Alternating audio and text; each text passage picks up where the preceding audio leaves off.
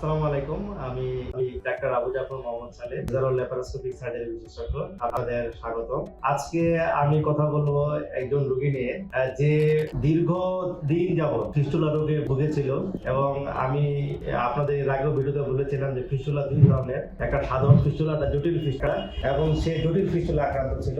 তার 3টা পায়খানা রাস্তার মুখ ছিল, ঠিক আছে। তো আলহামদুলিল্লাহ সে অপারেশন করেছে এবং এখন উনি সম্পূর্ণ সুস্থ। তার আগের যে লক্ষণগুলো ছিল, পায়খানা রাস্তার পাশ দিয়ে পুষ্পানি যাওয়া, এগুলো এখন নাই এবং সে স্বাভাবিকভাবেই তার সুস্থ জীবনটা ফিরে পেয়েছে। তো চলুন আমরা তার সাথেই আমরা কথা বলি। আসসালামু আলাইকুম। জি, আপনাকে স্বাগত।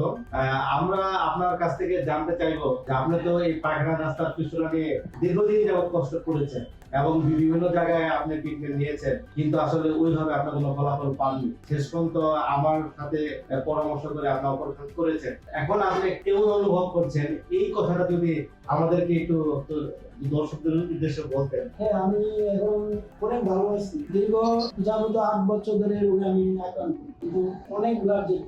এই সময় মুখ ছিল প্রায় 3টা। অপারেশন হওয়ার পরে আমি অনেক ভালো আছি, কিন্তু এখন কোনো সমস্যা নেই, আলহামদুলিল্লাহ।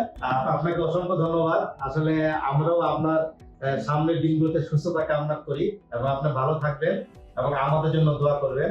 আসসালামু আলাইকুম।